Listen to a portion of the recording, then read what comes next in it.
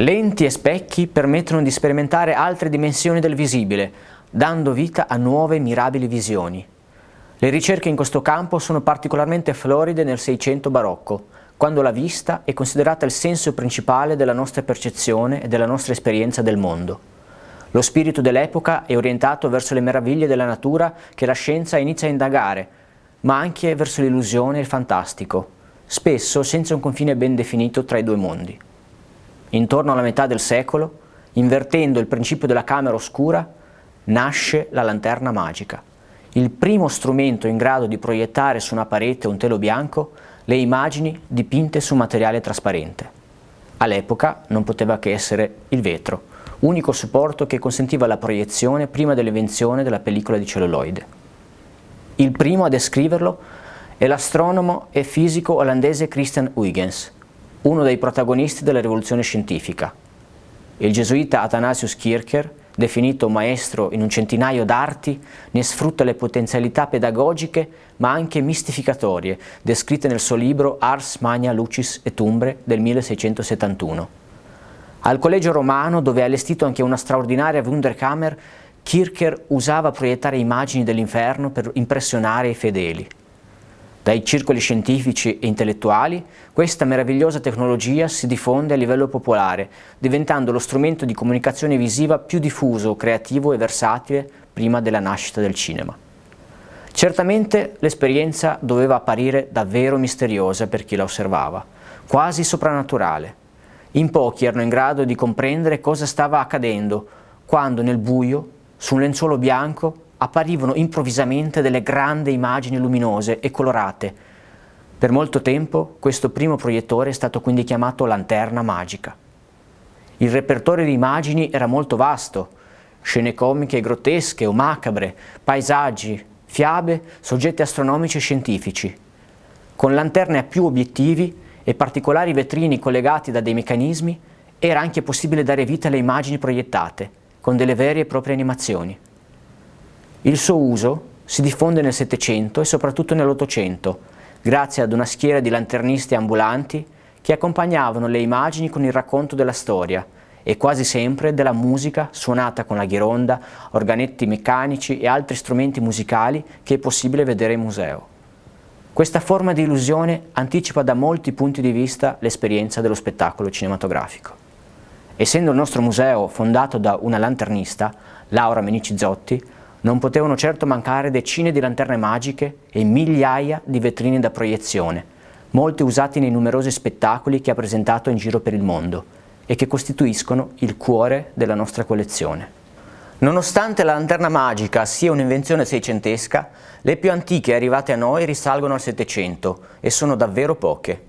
Grazie alle appassionate ed incessanti ricerche della fondatrice Laura Menici-Zotti, il nostro museo ha avuto la fortuna di poter acquisire una rara lanterna risalente alla fine del Settecento, proveniente dalla Villa Medicea di Poggio Caiano, una residenza dove soggiornavano i Lorena, granduchi di Toscana.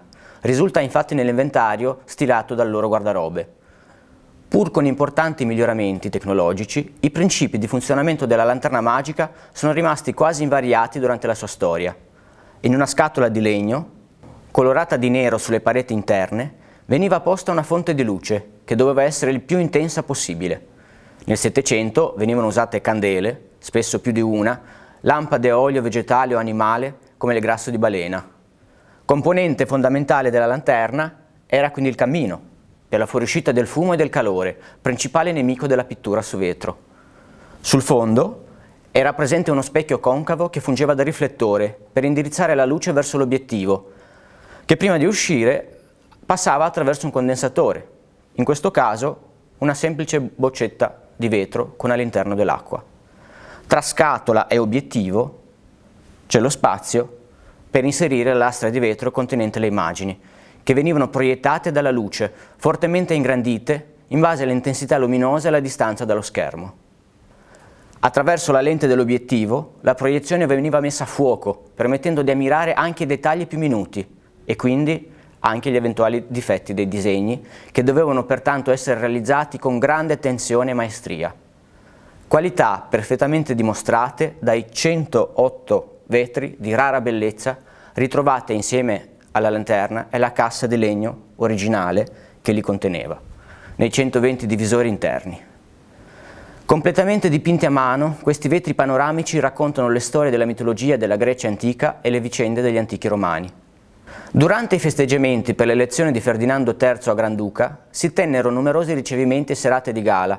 Le strade furono invase da giostre, spettacoli di burattini e furono organizzate rappresentazioni mitologiche.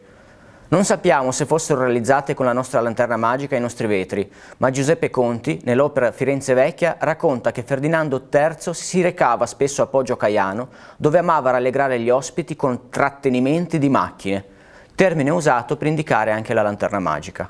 Lo stile delle immagini richiama il tipico gusto neoclassico presente in Italia alla fine del XVIII secolo. Si tratta di veri capolavori pittorici in miniatura, forse dipinti da allievi di Catania e De Mollo. Il ritrovamento è davvero straordinario, poiché propone per la prima volta vetri dipinti in un ambiente di corte dove con le proiezioni di lanterna magica si intrattenevano gli ospiti nel Teatro della Villa, il cui sipario fu dipinto proprio da Luigi Catani. Durante l'Ottocento gli spettacoli di lanterna magica si diffondono a livello planetario, diventando un mezzo di comunicazione quasi di massa. Considerando che gran parte della popolazione era ancora analfabeta, possiamo considerare il suo impatto quasi superiore a quello della stampa. In Inghilterra in particolare, ottici come Stewart, Hughes, Tyler, Newton e molti altri creano lanterne sempre più avanzate per soddisfare le esigenze di lanternisti che con i loro spettacoli sempre più sofisticati riempiono teatri sempre più grandi.